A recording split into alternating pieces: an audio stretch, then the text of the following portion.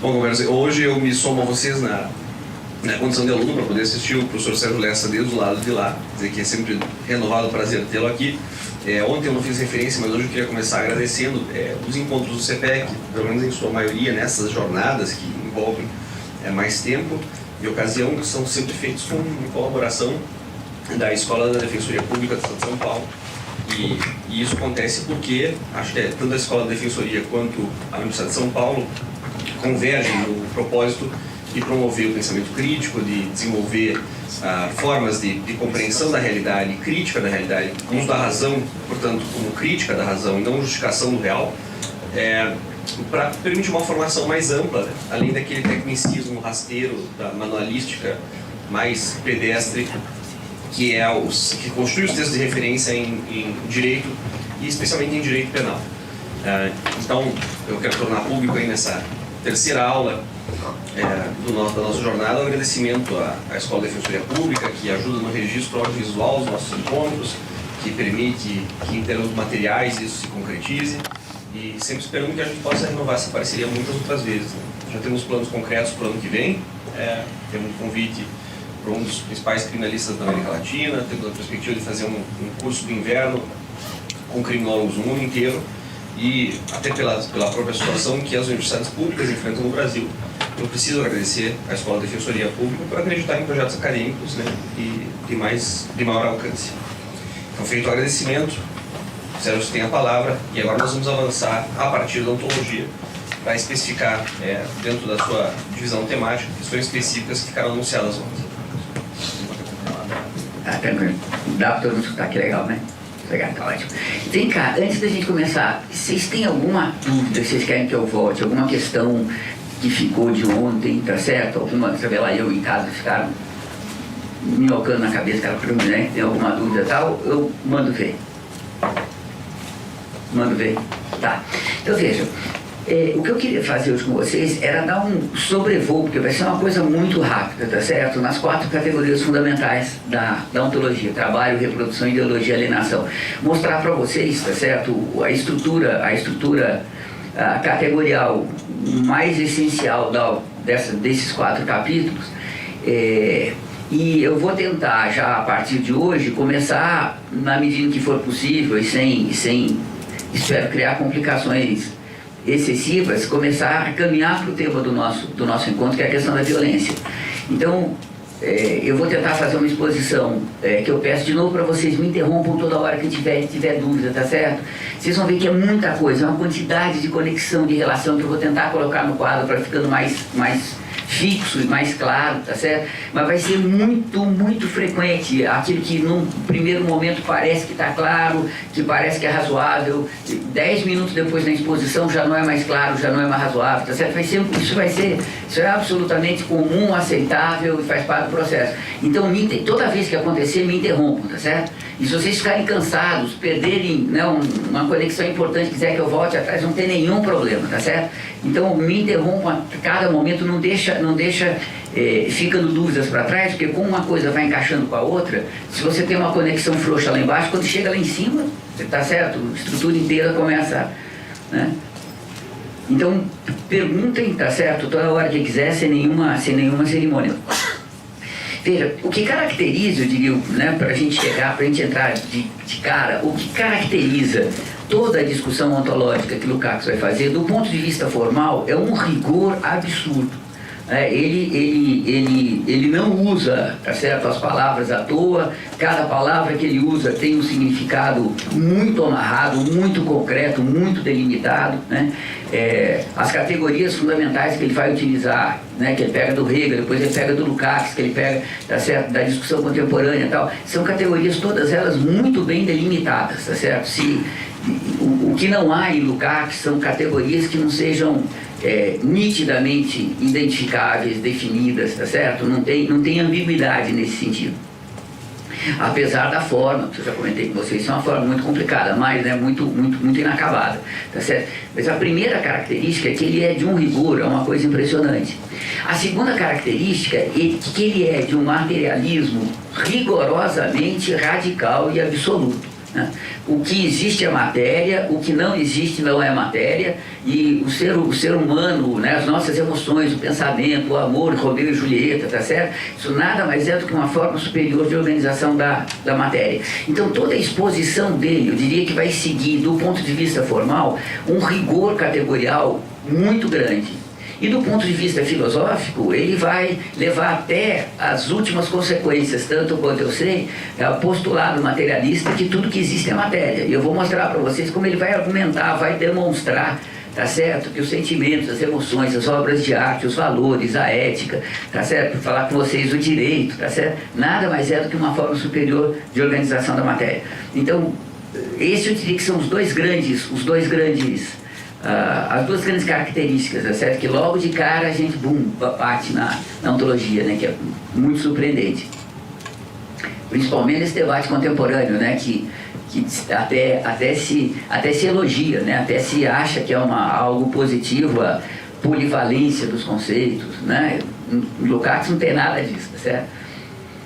Veja, o que Lukács ele vai dizer? Ele vai dizer, ó, todo ser vivo necessita tirar do seu entorno, seja ele, esse entorno, outros seres vivos, seja esse entorno matéria inorgânica, todo ser vivo precisa tirar do seu entorno a energia, os elementos químicos, os processos físicos indispensáveis para a sua reprodução biológica.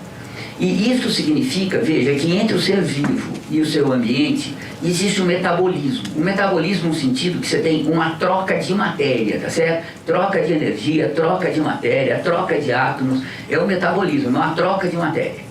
E ele vai falar, veja, que o que caracteriza o metabolismo biológico, o que caracteriza a relação do ser vivo com o seu ambiente, é um processo através do qual o ser vivo se apodera do ser inorgânico, dos elementos inorgânicos, incorpora estes elementos inorgânicos em processos biológicos e transforma o que é inorgânico em vida. E este processo, que vai ser a reprodução biológica, tem como grande característica que, né, goiabeira vai dar goiabeira, tigre vai dar tigre, leão vai, né, a grande característica é a reprodução do mesmo. E ele fala, diferente de todos os seres vivos, a gente, quer dizer, melhor dizendo, igual a todos os seres vivos, a gente também tem que fazer um metabolismo com a natureza. A gente também tem que fazer uma troca material com a natureza, um intercâmbio material com a natureza. Mas diferente de todos os seres vivos, a forma como a gente faz esse metabolismo obriga necessariamente, a gente tendo consciência ou não, a uma transformação dos indivíduos que transformam a natureza.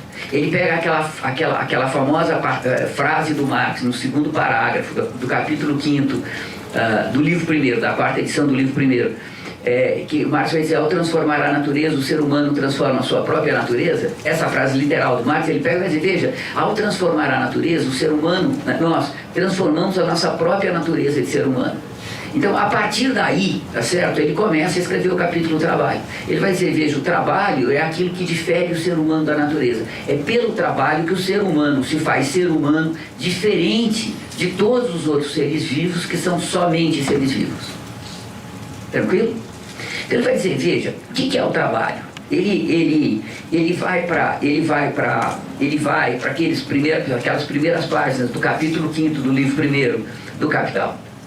Ele vai dizer, veja, o trabalho nada mais é, quer dizer, não, o trabalho é muito mais do que isso, nada mais é ruim, tá certo? O trabalho é um processo através do qual o ser humano vai transformar a natureza a partir de um projeto teleologicamente posto, de um projeto posto na consciência. Então ele vai falar, veja, o que vai diferenciar o ser humano da natureza vai ser o trabalho.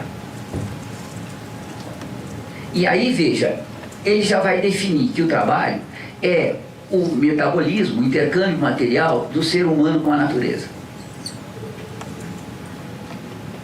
O que ele vai dizer? O que caracteriza o trabalho? O trabalho caracteriza porque ele tem seu ponto de partida, numa teleologia. Veja, o que é a teleologia? Teleologia vem do grego telos, que quer dizer finalidade. Então está dizendo, veja, o trabalho é um processo que no seu início tem uma finalidade e que essa finalidade que é posta na consciência, que é construída na consciência, que é elaborada na consciência, esta finalidade vai dirigir todo o processo de trabalho que vem de tal forma que ao final do processo do trabalho, aquilo que era uma ideia, que era mera teleologia, que era mera finalidade, se transforma num objeto que existe fora da consciência. Eu vou abrir isso tudo, tá certo? Então veja, o que ele está dizendo? O trabalho se inicia por uma teleologia, e eu vou mostrar para vocês que esta teleologia, esta pré-ideação, esta ideia, se vocês fizerem, Paulo estivesse aqui, ele diria esta ideação, ele falou ideação para vocês? Esta ideação, tá certo? Essa teleologia, ela só pode ser, eu vou mostrar para vocês que não tem como não ser, ela só pode ser a consciência do mundo no qual se existe. Eu vou mostrar isso para vocês. Então, a teleologia, ela tem uma gênese, ela tem uma origem, ela não vem por si própria, tá certo? Mas todo ato de trabalho singular começa com a teleologia. A teleologia significa que o indivíduo ou os indivíduos envolvidos nesse ato de trabalho, eles olham para a realidade e eles dizem, olha, eu tenho tais necessidades, tais possibilidades, esta necessidade é mais necessária do que as outras, esta possibilidade é melhor do que as outras, elaboram um projeto, pronto, você tem a teleologia, começa o ato de trabalho. Tranquilo? Olha que legal. Todavia, vamos imaginar que a teleologia seja a teleologia mais simples. Vamos imaginar que a circunstância é o seguinte, você tá num campo aberto, tá certo? Num dia que promete ser chuvoso, uma noite que promete ser fria, e você decide, o bom é a gente fazer, o melhor é a gente fazer uma fogueira, e a gente vai se abrigar naquela toca, naquela caverna, vamos fazer uma fogueira. Veja, você, a partir das necessidades e da possibilidade, você fala, olha, eu vou fazer uma fogueira, e você constrói na sua cabeça, olha, eu vou pegar tal madeira para começar o fogo, eu vou iniciar o fogo dessa maneira, depois vou colocar esta maneira para fazer o fogo durar mais tempo, e a fogueira vai ter este tamanho para ter o fogo, o calor e a luz necessária na entrada lá da caverna, nem vai ser grande demais, nem pequena demais. Você constrói na sua cabeça uma ideia de fogueira. Olha que legal. Essa ideia de fogueira, todavia, ela não é capaz de gerar o calor e a luz que a gente necessita. A ideia da fogueira, por si só, ela não é capaz de produzir aquilo que a gente necessita. Para a gente transformar esta fogueira em algo, essa fogueira ideal que existe na cabeça, em uma fogueira que possa de fato produzir a energia, o calor, a luz que a gente precisa, a gente tem que ser capaz de transformar a realidade que existe, na qual você tem a madeira, né, o material necessário para fazer fogo, etc. É necessário você transformar essa natureza numa fogueira que de fato exista. Ou seja, você tem que sair, catar madeira, montar, fazer o fogo, acender a fogueira. Veja, este processo através do qual você vai transformar esta ideia de fogueira, esta representação de fogueira, você vai transformar isso numa fogueira que de fato existe fora da consciência e que é capaz de, porque existe fora da consciência, produzir a luz e calor que a gente precisa. Este processo se chama processo de objetivação.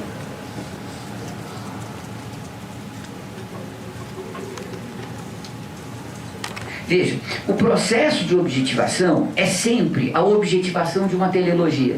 O processo de objetivação é um processo em que você transforma a realidade, você transforma o real, a partir de uma teleologia. Você tem muitas transformações da realidade que não são teleológicas, né? Os processos químicos e físicos da matéria inorgânica, os processos biológicos, que não são teleológicos. Mas diferente das outras transformações, quando o ser humano age sobre a natureza, ele transforma esta realidade a partir de uma teleologia de tal maneira que ele transforma esta representação de fogueira, esta ideia de fogueira, ele transforma numa fogueira que de fato existe fora da consciência. Tranquilo? Olha que legal. Quando você tem o processo de objetivação, você tem de cara duas coisas extremamente importantes. Primeiro, esta ideia de fogueira, ela existe na cabeça de um indivíduo e ela é rigorosamente singular. Se o indivíduo pensar outra vez sobre a fogueira, ele já vai elaborar de uma forma diferente. Se ele pensar de novo, tá certo? Então, ela é rigorosamente singular. Ela existe naquele momento na cabeça daquele cara. Se aquele cara morrer, essa ideia de fogueira vai morrer. Só existe lá na cabeça dele.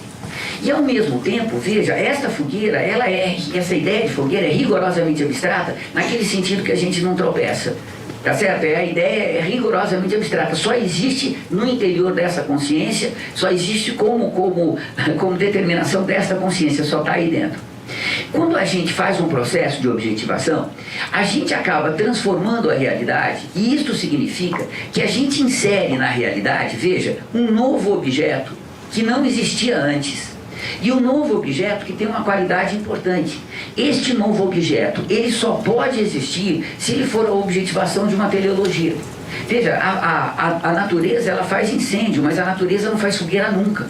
Toda vez que a gente encontra uma fogueira, você sabe que ali passou um ser humano, ali existiu um ser humano, tá certo? A natureza não produz fogueira nunca. E isso significa, veja, que você insere no mundo que já existia antes, na objetividade que já existia antes, você insere um objeto novo, tá certo? Que é novo justamente porque a natureza nunca produziria um objeto desse. Tranquilo? Olha que legal. Se vocês pegarem a fogueira nada mais é do que a madeira em combustão. A combustão é um processo natural, a madeira é produzida pela natureza. Se você pegar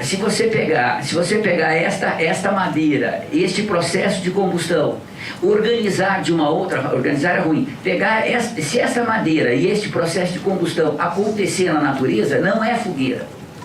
Deixa eu dar um exemplo melhor. Se vocês pegarem o machado, veja, a pedra e a madeira do machado são puramente naturais.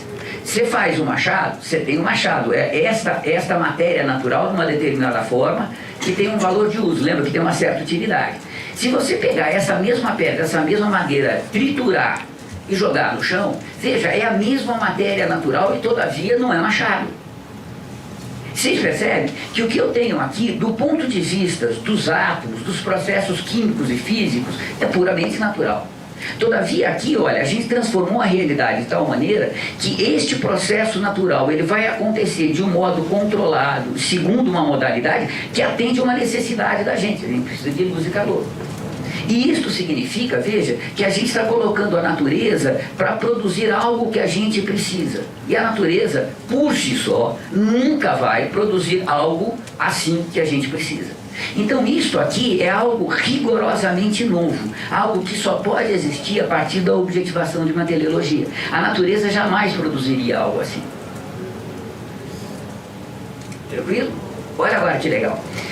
Quando você tem a transformação desta ideia em um objeto que existe fora da consciência, um objeto objetivo que existe fora da consciência, você tem um processo, em que isto que é rigorosamente singular passa por um processo de generalização. Veja, esta fogueira, ela continua sendo singular no sentido que você nunca vai ter duas fogueiras exatamente iguais.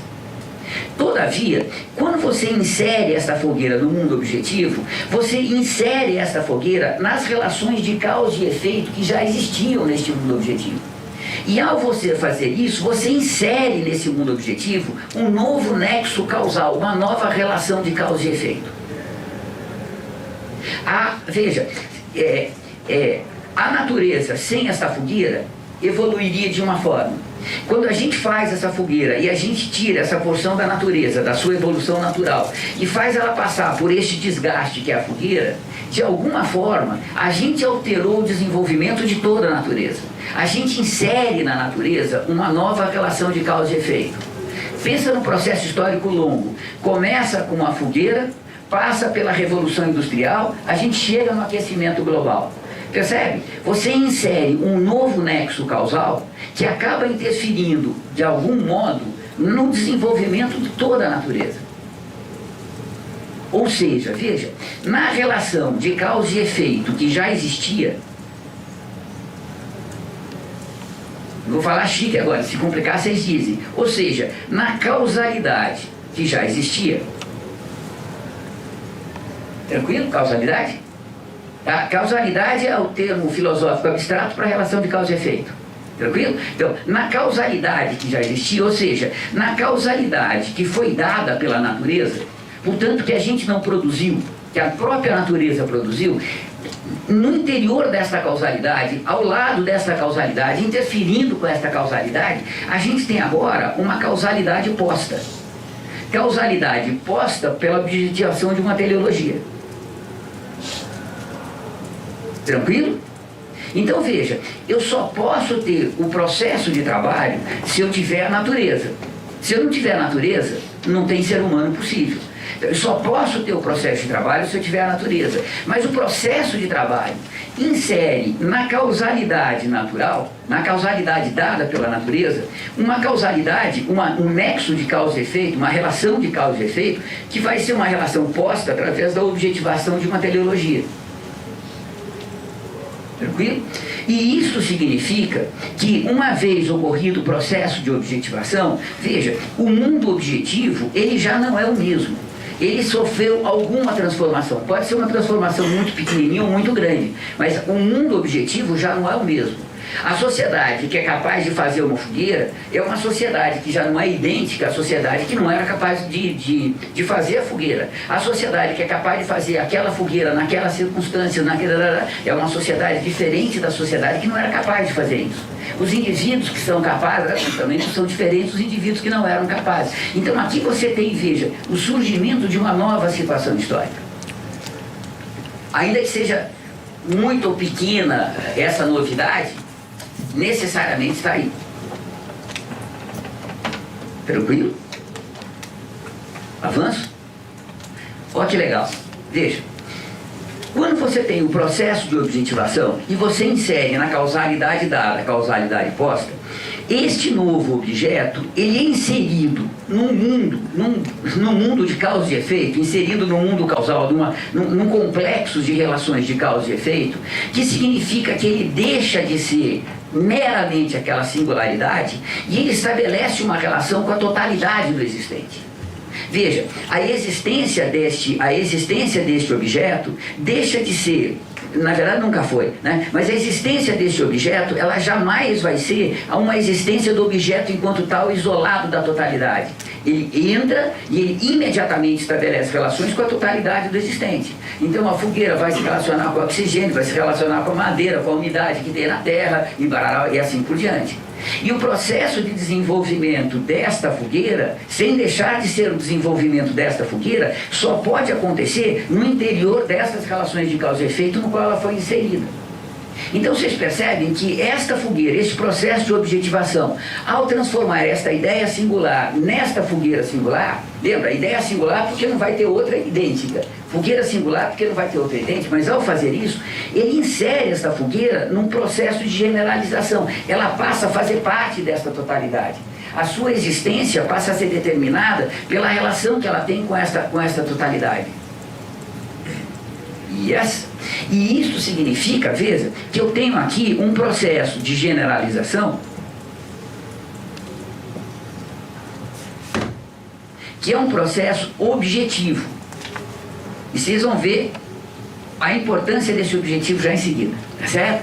Que acontece no mundo objetivo, ele é algo automático, ele é algo imediato, melhor que automático, ele é algo imediato. O processo de objetivação insere o novo objeto numa relação com a totalidade do existente, e esta relação é a relação entre uma causalidade posta com uma causalidade dada pela natureza. Yes? Tá dando para entender mesmo? Essas caras de vocês, só a cara de sono, assim, antes das 10 da manhã. Perguntem tudo, tá certo? Aqui tem bolo de Hegel no meio, tem toda a discussão do jovem Marx, tá certo? Que surgir de dúvida, mandem ver. Se eu for capaz de responder, tá certo? Posso dar o próximo passo? Veja, eu estou dizendo para vocês que toda vez que você tem um processo de objetivação, toda vez que você insere na causalidade dada uma causalidade posta, toda vez que isso acontece, você tem um processo de transformação da situação objetiva de tal modo que objetivamente a realidade já não é a mesma, a situação já não é a mesma. Como é que isso se expressa da forma mais condensada, da forma mais evidente, da forma mais clara? Assim, ó, uma vez que você fez a fogueira, uma vez que você fez o machado, uma vez que você foi capaz de utilizar energia elétrica, que você criou um motor elétrico, enfim, toda vez que você tem um processo de objetivação, você acaba gerando no mundo objetivo necessidades e possibilidades que não existiam antes. Veja, quando o ser humano descobre como fazer fogo, você passa a ter necessidades e possibilidades que você não tinha antes. Você tem agora necessidade do material para começar o fogo. Você tem necessidade daquela madeira que é melhor para fazer a fogueira ou não. Você tem a necessidade de ter a fogueira que você não tinha antes. E tem possibilidades que você não tinha antes. Imagina, você descobre a fogueira, não demora muito, tá certo? Você começa a trabalhar com os primeiros metais, chega na agricultura, tá certo? Sociedade de classe. Então, toda vez que você tem um processo de objetivação, você insere no mundo objetivo necessidades e possibilidades que não tinham antes. E são necessidades e possibilidades objetivas que existem no mundo real, no mundo objetivo. Mundo real ruim, que existe no mundo objetivo. Porque é claro que a consciência é real também, tá certo? Veja, estas necessidades e possibilidades objetivas, elas existem objetivamente. Ou seja, o ser humano não precisa ter consciência delas para elas existirem e fazerem parte da história. Pensem na peste bubônica, lembra? Idade Média, renascimento comercial e urbano, aquele crescimento urbano maluco na Idade Média, naquelas condições de higiene as piores possíveis, né? Intensifica-se a conexão com o Oriente Médio, traz de lá o a bactéria da peste bubônica e o resultado é a peste negra. Veja, a humanidade ela só vai tomar consciência de por que veio a peste negra e como ela aconteceu no século XIX, quando Pasteur vai provar que você tem micróbios a partir daí. Até lá, até a gente chegar no século XIX, aquilo era uma praga de Deus, aconteceu na história, mas exatamente o que tinha acontecido, a gente só vai entender no século XIX. E todavia, veja, embora a gente não tivesse a menor noção, do ponto de vista da consciência, tivesse a menor conhecimento de que o renascimento comercial e urbano estava gerando a possibilidade da peste bubônica e que essa possibilidade ia se transformar mais cedo ou mais tarde na peste negra, veja, isso a gente não tinha a menor consciência. E todavia essa possibilidade existia objetivamente, se fez presente na história e fez aquele estrago no final da Idade Média que vocês conhecem. Veja, as necessidades e possibilidades produzidas objetivamente pelo processo de objetivação, elas são objetivas, elas existem, a gente tendo ou não consciência delas. Obviamente que se a gente tiver consciência delas, a gente vai interagir com elas, a gente vai agir sobre elas de um modo consciente, uma forma superior. Mas elas fazem parte da história, a gente tendo ou não consciência delas. O fundamento da existência delas é o processo de objetivação. Não é o processo de conhecimento, de consciência da gente em relação a elas. O locus da existência é a objetividade, não é a subjetividade, para falar chique. Tranquilo? Yes? Olha que legal.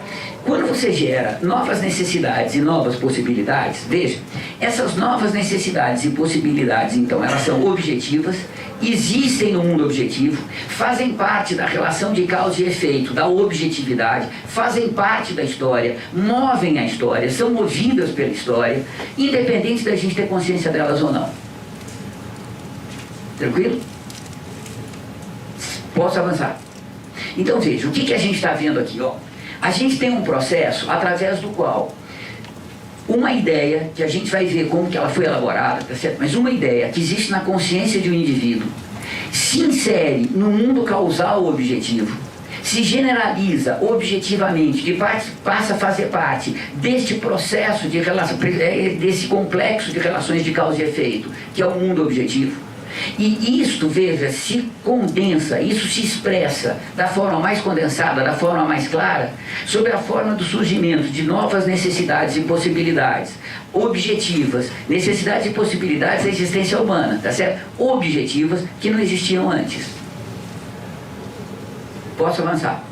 Veja, ao mesmo tempo que isso está acontecendo, você tem o desdobramento de um outro processo que o Marx vai chamar do processo de exteriorização. Veja, é importante aqui colocar o termo em alemão, depois eu vou contar para vocês, que a gente vai cansado, fofocas e tal, contar para vocês uma enorme burrada que a gente do chazinho, tá certo, do qual eu faço parte, que a gente inseriu aí no debate, pessoal, uma burrada cavalar, tá certo? Mas eu tenho que colocar aqui em alemão, porque depois isso vai dar uma confusão mais para frente, vocês vão ver, tá certo? E o alemão, o termo que o Hegel usa, embora não exatamente com o mesmo conteúdo, que o Marx usa e que o Lukács usa, e aí Marx e Lukács com conteúdo exatamente igual, tá certo? É Enttäuschung.